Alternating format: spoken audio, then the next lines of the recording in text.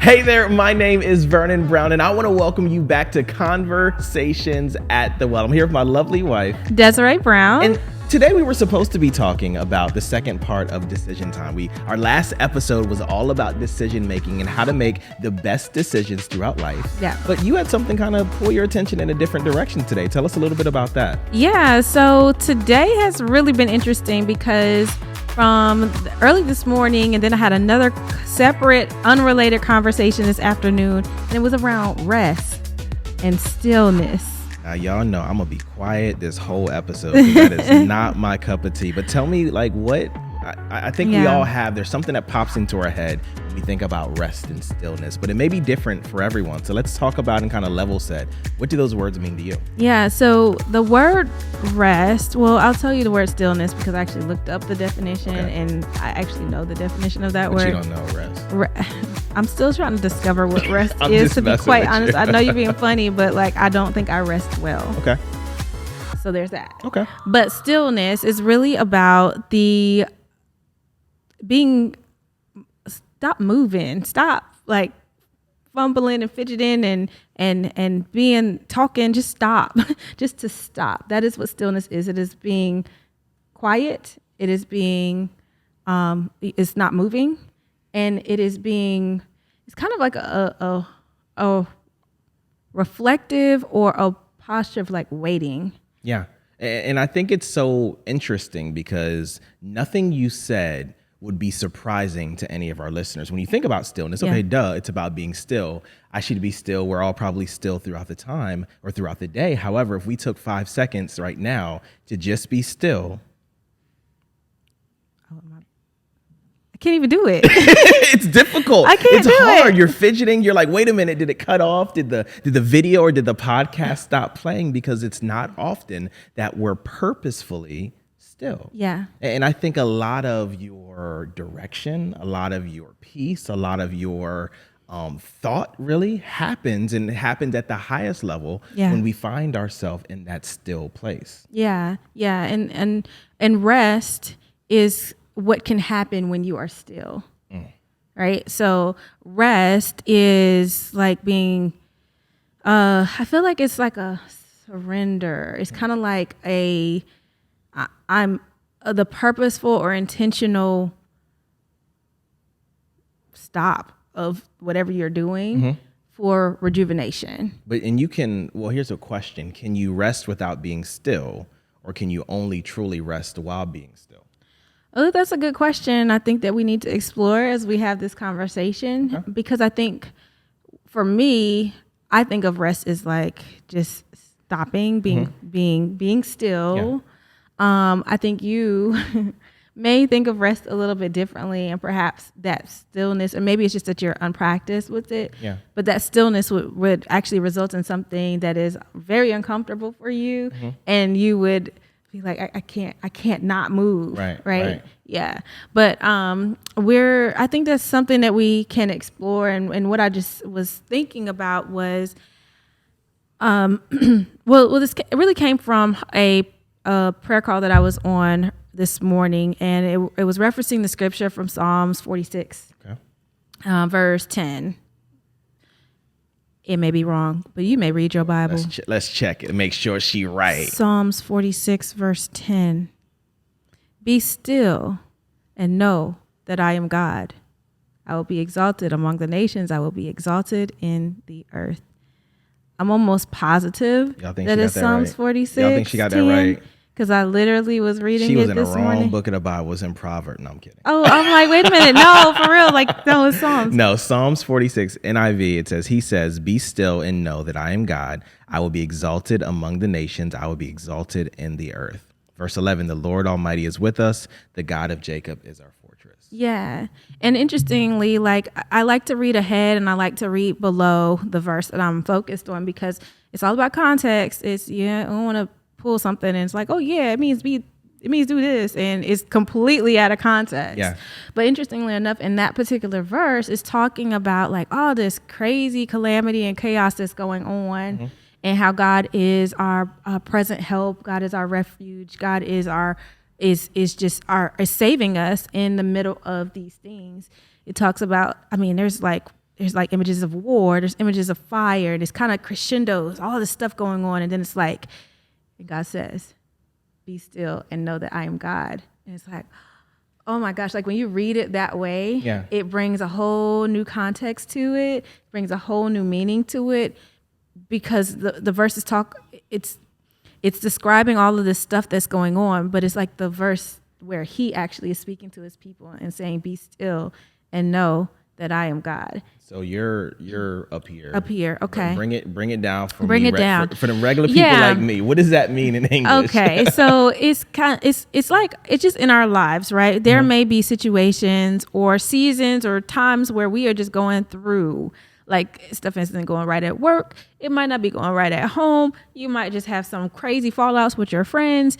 It might be just like a number of different things happening all at the same time. I think that's kind of how it looks in 2024, right? Because there are wars going on in the world, and I'm just grateful that we haven't experienced it in our country recently, on our soil. And we pray for those who are having to go through that. But it's in our times, in our modern day, and kind of our context of 2024 in this country, it just is like the busyness of life, the crazy situations that just seem to come out of nowhere that throw you off track or throw you off balance rather.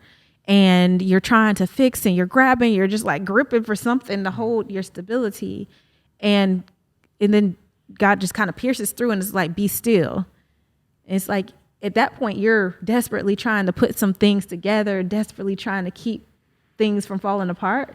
Meanwhile, it's crumbling in your hands. Yeah. And God's like, just chill out. So I got a question. Because y'all know I'm trying to figure out this whole rest and stillness thing. I'm not there yet. Me either. So when you're talking to the person who has a laundry list of stuff that needs to get done, and it seems like time is slipping through their fingers and there's so much work to be done, and every moment when they stop, it seems like time is slipping through their fingertips. Yeah. How do you reconcile that with be still? Yeah. 'Cause it's like, I got responsibilities. I have things to do. What in the world am I supposed to do? And how do I manage what I'm getting behind on while I'm being still? Yeah. That's a great question. And I think that it's a practice. Mm-hmm. It's not, and I don't think it's like be still forever. Mm-hmm. It's just like take a moment of quietness, a moment of stillness, to overuse the word again, to just be reflective and to remember who God is. Mm-hmm. And the reason why is because all the things that are going on in our life and all the things we're trying to hold together and all the tasks that we have on our to-do list, I think in that we somehow put ourselves in the place of, oh, I'm the one that's holding all this stuff together. Wow. I'm the tape, I'm the glue, I'm the one that's tying everything together. And if I stop, everything's going to fall apart. That's definitely how it feels. I know I've felt that way. I think you said a lot right there, because I don't think it's often in which, for those of you who are believers, like, hey, I'm making an idol out of something, or I'm putting myself at or higher than God.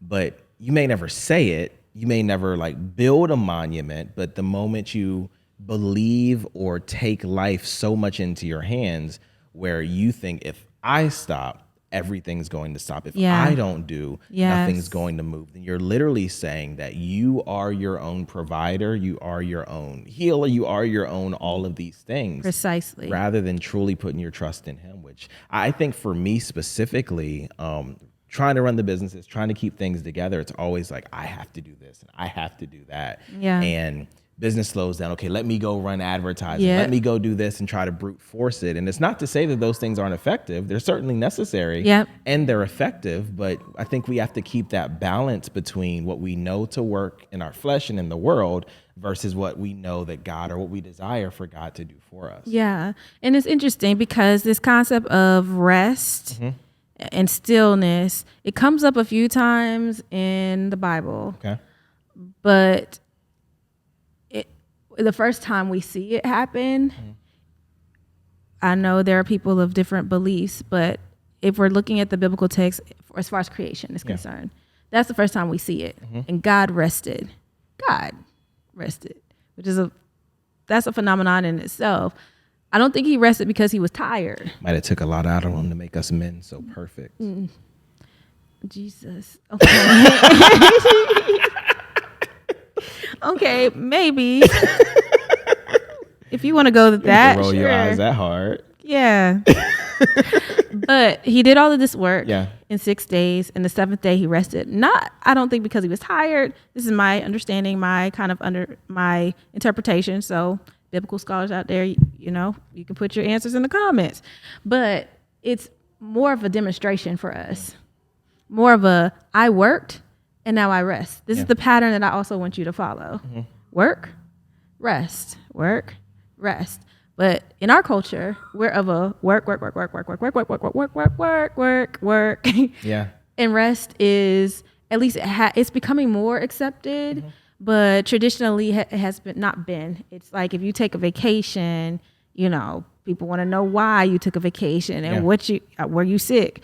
It's like you don't just take days off to rest because you're sick. I know for me, when I think about rest, I think of rest as a privilege. Like, not the way you think of it as. Like, I think you would think of it as a privilege I get to rest. Okay. But I think of it more of a privilege as at some points and phases of life, you don't have the privilege to rest because you got to get stuff done. And I think that's where you find yourself swelling up and thinking and feeling what you're doing, what you're providing, what you're creating versus what God is doing through you, around you, in your midst.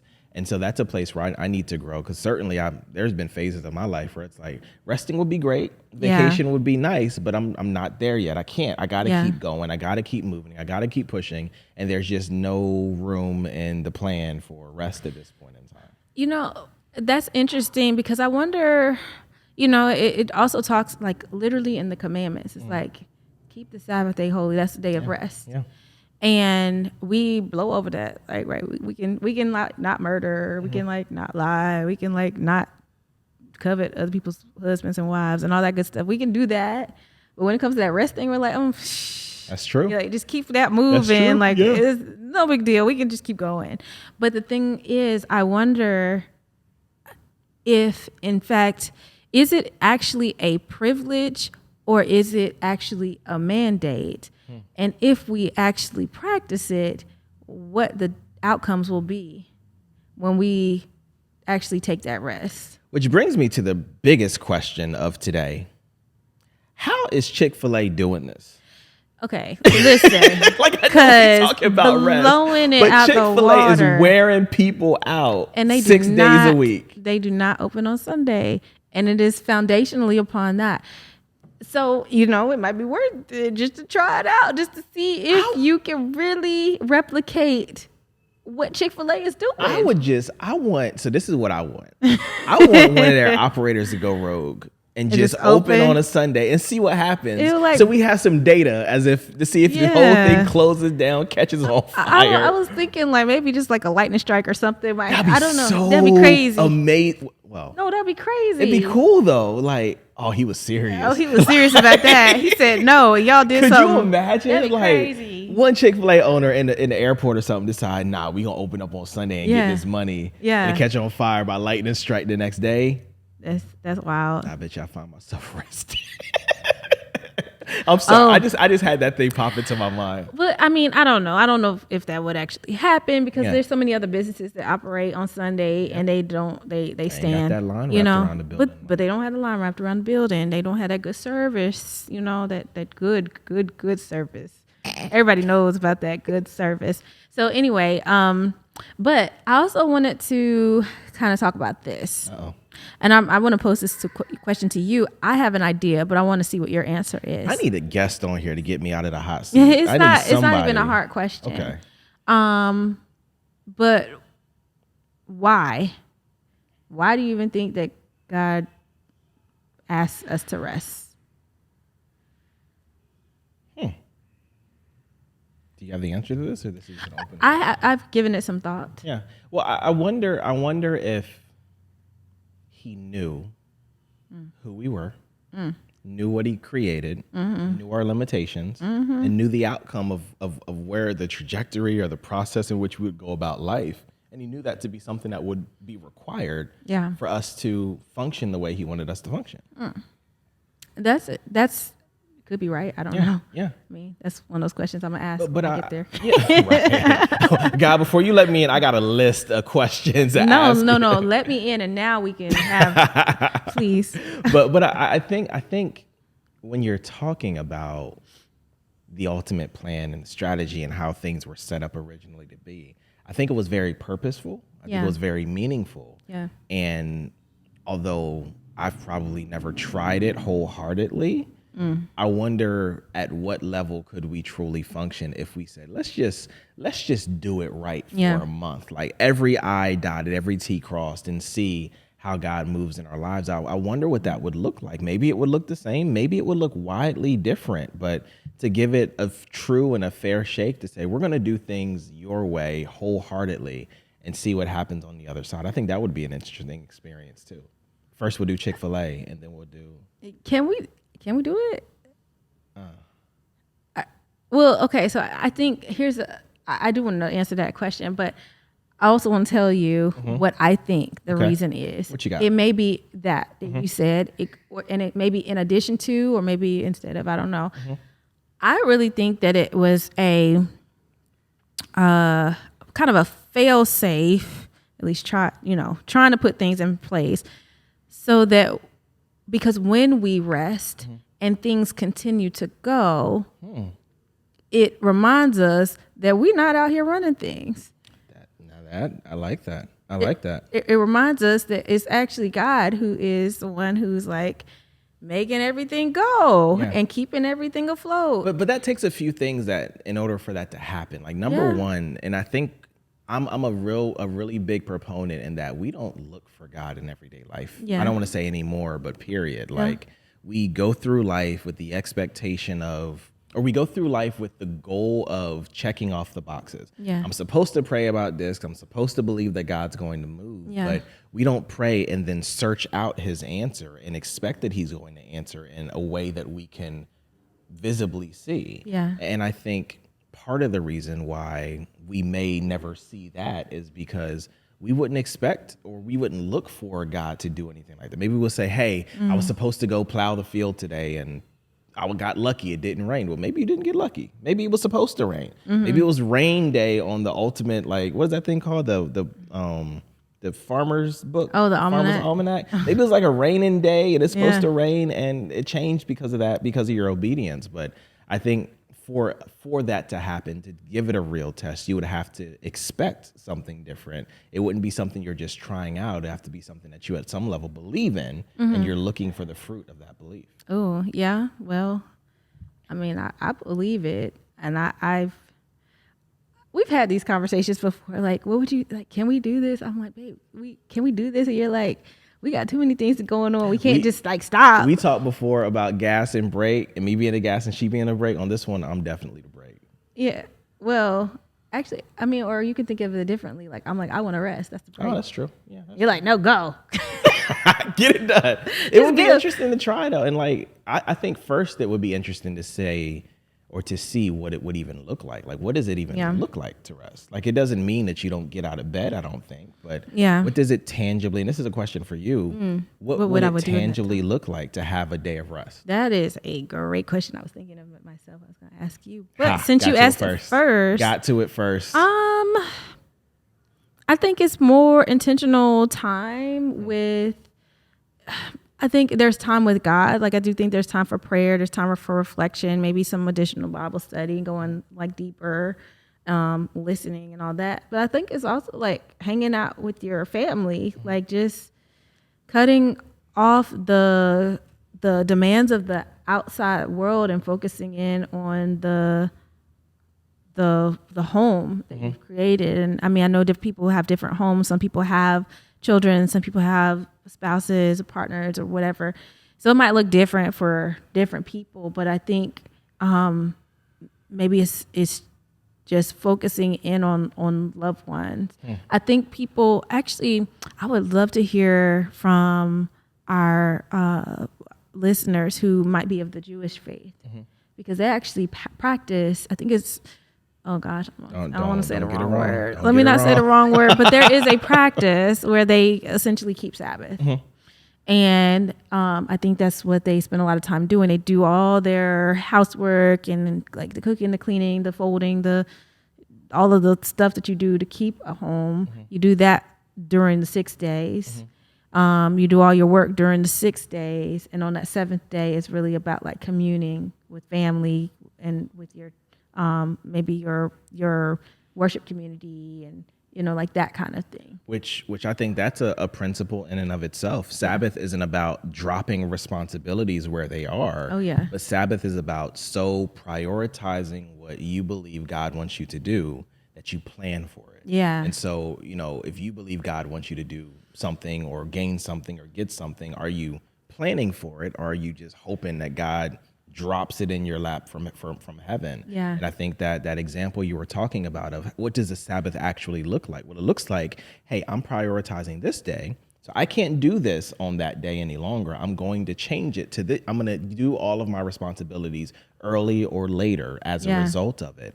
And then guarding and protecting that time. But it all starts with you valuing that high enough to where you can build your life around it. Yeah. I think a lot of us desire things and say we want a relationship or say we want different things. But if you look at what we actionably value, not just our words, Right. but what we do and what we protect and what we actually fight for, sometimes that's very different than the words that come out of our mouth as to what we say is important.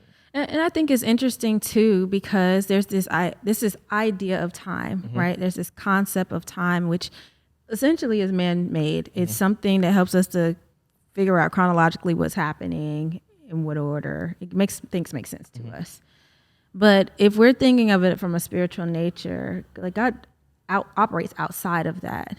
And so I'm this is a little out there, I admit this, but I think I always wonder, like, by dedicating this time and doing what is asked of us, isn't it possible that he can make more time for us in the other 6 days to get all the stuff done? And I mean, if you go to the word, it's not out of the realm of possibility where the sun stood still or they fought and the sun never set and things like that. So I mean, I find it in my day, like if I'm waking up late and I'm like, oh gosh, I got to get the kids ready, I got to get out the door, I got to get dressed. Well, probably in a different order, right? Kids, dress, out the door. Y'all get it. But y'all should hear the joke I have in my mind. It's so inappropriate. But when I'm like in that mode, like, man, I missed my alarm and like everything's chaotic and crazy in the morning, I have found that even if I spend time, it doesn't even have to be a lot of time, 5 minutes, 10 minutes, 15 minutes, probably no more than that, because I gotta, we gotta go. But if I spend that much time, like, okay, let me connect, let me go and do my prayer journaling, which is one way that I spend my time connecting with God. Like, let me just do that. If I do that, everything else seems to be calmer. Like, everything else seems to work out. Like, traffic will be no traffic. This has literally happened on days where there's typically like every obstacle in my way to get things done. There's somehow on those days where I've intentionally set that time aside, things move out the way. There's no traffic. The kids actually got themselves dressed in an appropriate time frame. Like, like I didn't have to yell or push or do any of the things that happen, usually in those chaotic situations. And I'm always like real, not puzzled, but kind of just like, did you really do that? Like, did you really? I mean, and not the world does not revolve around me, but sometimes it feels like, was this a reaction to me doing the thing that you asked me to do, or like, did everybody else have traffic, or was it just me that didn't have it? Like, I don't know. It's kind of a weird thing. And I'm actually of the belief that the same thing would happen with the Sabbath, that all of a sudden, like it might help all of my time management issues. Y'all, time management is an issue for me. I'm sure many of you. I think she's past the issue. It is my problem. It's not an issue, it's a problem. But I do wonder if if that's the fulcrum of my week, if I set everything else up around that, will I find myself like better using the time that I have? So challenge, and I hope and encourage you guys to come along with us for this challenge. If we were to do this for a week. You see, he don't want to commit to this. Even better yet, if you were to do this for a week, first and foremost, what would a Sabbath look like? Because I think you would have to define it. Is it one day? Is it 1 hour every day? Is it like, what would a Sabbath be? Yeah. And then what preparation would need to happen before and after to set you up for success? Yeah. You want me to tell you what it would be? Yeah. What you doing? Because then we have something to talk about next week. Yeah. Okay. I think it would be. Oh, actually, I don't think it would be waking up early. I think it would be actually like getting some sleep. I don't think it's like a wake up early, go read my Bible. So your Sabbath is going to be every day? No, this would be a 1 day. Oh, okay, thing. 1 day. Okay, so one you're gonna pick a day set aside, probably not during the regular work week because clearly I work. So it'll probably be a Saturday or Sunday. Probably not a Sunday because we go to church Sunday. Okay. So it'll probably be Saturday. Okay. Maybe Sunday, depending on how we work this, right? That I want to check my calendar. It is bad you want to check your calendar. But okay, so Saturday. Saturday. Let's say it's a Saturday. And I think it would be actually resting. So like sleeping until my body's like, okay, it's time to wake up. Mm-hmm. Which will probably be like 5:35. 4 a.m. Yeah. Yep. I'm an early riser. And I do think that it would be spending that first part of the day. So like even if anyone else is awake before me, like, okay, but I need this time. This time is for God. I need to go and spend some time. And I likely spend it doing some prayer journaling. Maybe, I don't know. I'm used to about 15 to 30 minutes most days. Mm-hmm. And so maybe a bit longer. Maybe it's an hour. I don't know. Maybe me and God got a lot to talk about that day. So maybe it's a little bit longer. Mm-hmm. And I guess at this point, our children are of the age, they're 3 and 6. So they're not like old, but they're at least of the age where they can entertain themselves for a few, not burn the house down. Yeah. For a few minutes without us having to be like, oh, what is he doing? What, you know? So I think then it would, get too quiet. Like then they get right too now. quiet. And I'm like, all right, God, go check on them. Anyway, check on the kids. But so it would probably be that. Okay. It would just be more leisurely. Maybe we'll go for a walk or, as a family, like just get out and do some things. Not things like a lot of busyness things, but just like kind of leisurely things. Yeah, just kind of roll into the day. Yeah. Maybe we could cook together as a family. Is this a Sabbath or are you just trying to get in all your favorite things? Maybe both. Okay. I mean, because we literally, like, during the work week or the traditional week, it's just like, go. Yeah. Mm-hmm. So we don't like things that would be around us spending time as a family. So here's a question, and this is where I wanted to get to. So you've listed 3 to 4 things already. Yeah. How different are those 3 to 4 things in your regular agenda? I mean, I'm not sure you've said anything different. Well, I think the thing is, in doing those things, typically I'm feeling guilty because I'm like, oh, there's other things I'm putting off. Like, oh, I got to do this. My to-do list is still growing, and like I didn't get to this, or I didn't do that, or like there's still like the guilt of like of knowing that I should be doing or feeling like I should be doing that versus doing the things that I want to do. But that feeling wouldn't go away though. No, I was gonna finish. Okay. So the I think by deciding, like definitive saying like this day is just reserved for this, it's different. It feels different for me. It may not feel different for you. Perhaps you're like, well, it's still growing, but it's, I think, a mental check. It's like those things are on hold on purpose, not because I'm ignoring them, not because I'm procrastinating, but these are purposefully being withheld from because I'm focused on this thing for today. So then Sunday comes along. Yeah. You're no longer like purposefully holding off. Yeah. Where does that place your mindset Sunday and going forward? Yeah.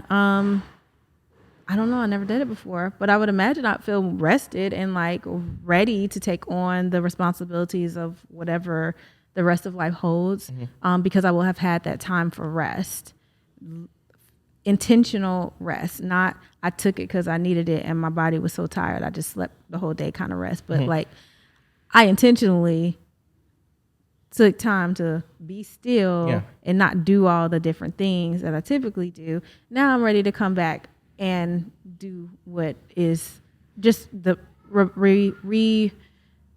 I forget the word, but basically get back into reinstate the regular responsibilities of the week. So is this you deciding that you're going to try it for a week? Well, I think, I know it's an individual decision, but it doesn't feel like it's an individual decision. Because if I say I'm going to rest, I'm taking a Sabbath, but you're like, no, I'm not doing that, then I feel like there creates this tension where you're like, she over there just resting. She just sleep. That does not sound like I. Okay. Whether it's said or not, there is this thought process. Yeah. So I don't know if it's something that I can just decide on my own. Is it something that you desire to decide? Absolutely. And I guess let me say two things. The first thing is, if it's something that you desire, I would certainly want to do it with you. Yeah. But I don't want to do it with you just so you don't feel guilty about the task that you haven't done. Does that make sense? Yeah. And I get that there's a lot of other stuff wrapped around it, but still, when I listen to your why, the only difference is you don't feel guilty. Like there's no, okay, I got to do pre-work. I got to make sure that these things get, it's like, well, now I won't feel guilty about all the things that I've been procrastinating about. So from my perspective, I got it. If we're deciding to try it for a reason bigger than, how that was just defined, then cool. But what I don't want to do is just create a space for us to feel good in our failure. That makes sense. And I did not address that because in my mind I was thinking it does require preparation because Sunday's still coming and Sunday requires things to happen. Yeah. Sunday requires. Oh man, wow. Yeah. I didn't even think about that. Sunday requires, Sunday school lesson being ready. It requires, for you, sermon being ready and Sunday school. I was thinking children's church for me. Like it requires the songs being uploaded. It requires the slides and all of those things that happen on Sunday. It requires, the grocery shopping to be done on a different day. So perhaps there's like planning ahead for what are we going to have for the week. And what's really crazy? Like while you're saying all of this, it's not like I can feel the weight of, wow, this is really disruptive, overpowering the promise or the goal of think about how amazing this could be. Yeah. Like I'm like, man, I got to this, and this all have to happen. That's like honest. Super disruptive. Yeah, it is. But in a way, to me, it's like freeing in a way because I'm like, I already know I need to get all this stuff done. And so it makes me look at the rest of the days a lot differently. Like it makes me like, okay, I can't just wait for Saturday to get this stuff done. I need to be working on this Monday through Saturday. No, wait, Monday through or Sunday through Friday. Sunday through Friday, I need to be working on these things. I said cooking together on Saturday, but I mean, even if we eliminate that, like the meal having be prepared, but we're just like eating and communing and just having a good time. Nobody's having to do anything. I think for me, it would be beneficial for us to come up with like a rule list. Yeah. And not to be cynical and like really, I don't know what the word is, but really rigid about it, but just to kind of guide my thoughts around planning around it. Cause at first I was like, okay, I get stuff done a little bit early, but then it's like, wait a minute, this is a lot bigger than that. Yeah. So for me, I'm happy to try it, and I would like to try it with you, if you're open to it, and then we can kind of talk about what that experience has been like. And if any of y'all are bold enough to try it, or you've tried it already, we would love to read about what your experience was in the comments, and maybe we can kind of bring some of those comments up on the screen and kind of talk a little bit more in depth about them. Yeah, I mean, maybe we don't commit to it this week because I do think it requires some planning, and quite frankly, we haven't done all the things we need to do to start tomorrow. Well, no. Okay. I think you were saying Sabbath on a Saturday. Yeah.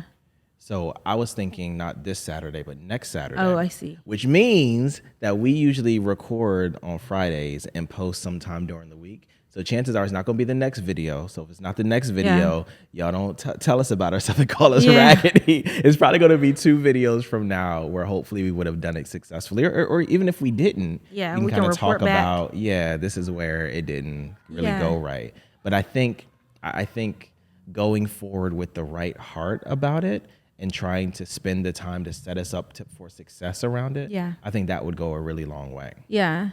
And I don't know, in my mind, I'm just like, well, how freeing is that to literally have planned a whole day of like not. I think this is so weird because you are excited about it. And I am like, oh my gosh, how am I going to pull this off? Yeah. But I mean, I waste a lot of time. I think we all, maybe not all, some of us are very good time managers. But I think most of us, if we really are honest with ourselves, we waste a lot of time. But if we, instead of wasting time, are like, oh, nope, I got to get to the Sabbath, so I need to get this stuff done. Like it kind of adds a level of pressure. It kind of adds like a deadline. Mm-hmm. I operate better under those conditions, to be honest with you, just because if there's no deadline, I'm kind of like, to get done, you know. Mm-hmm. But with a something like that, it's like, all right. And maybe it's not a Saturday. Maybe it's actually a Sunday, although Sunday does have some work involved just by nature of kind of where we are right now with just our role at the church and all. Mm-hmm. But if those things are included, like spending time with the church family, if that's included as part of the Sabbath work. Yeah, we just need to make the rules for it. Yes. Yeah. Yeah. And then I think then the next step is figuring out how we go from living a life looking forward to a day to living and creating a life that you enjoy to live each and every day. Yeah. Because that's where I don't want to get to the point where I look forward to a weekend or I look forward to a day as a Sabbath. Like if I could just get rid of all this grunt work, then I can go enjoy 1/7 out of the week. It's like, what kind of life is that? Yeah. But you know, I think in baby steps, work towards a Sabbath and then work towards building a life that feels like a Sabbath almost, or has room for a Sabbath daily. That's good. That would be kind of cool. That'd be amazing. Yeah. And it doesn't mean that you're not working. It just means that what if you found the level of content and enjoyment with where God has placed you or where you're going to be placed, that life feels, not that it's not going to have difficulties, but life feels like something that you can enjoy and something you want to be a part of. Yeah. Well, you know, I'm thinking like there's definitely, I think that there's some spiritual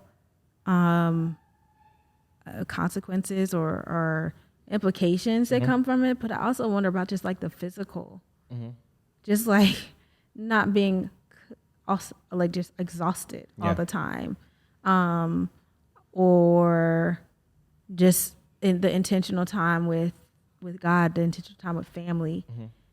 Just what would that look like? What does it look like for our relationship? What does it look like for our relationship with our children? What does it look like for our relationship with God? Like, I think there's so many like good possibilities. I keep saying like, I don't want to say that anymore. There's so many possibilities. You need to get a buzzer every time. I know. There's so many possibilities for positive outcomes. I think certainly it's disruptive for sure. So it requires an amazing amount of planning, and it requires an amazing amount of intention. But I just wonder what's on the other side of it. I'm excited about it. You're so excited about it. This is my freaked out face. I've been wanting to do this for years, though. Like I've brought this to you a few times over the years. Pow, shot it down. Yeah. Pow, shot it. And so now we're on camera, and like I'm like, so do you want to do Sabbath with me? Don't use them as leverage. Thank you all for allowing me to use you in this. Because now he sounds like he's a little bit more open because he don't want to be on camera saying, no, we're not doing this. We're going to try it. And if the next podcast I'm not here, you know, I'm running from the smoke. You're running from. I'm running from the smoke. You don't have to run from me. I'm just saying. God said it. So if you want to keep running, right. Jonah, you Lord, go ahead and do that. I know that was way out of context. That was so out of context. That's how you don't use the Bible, okay, guys? So we're planning on doing this sometime within the next 2 weeks. Yeah.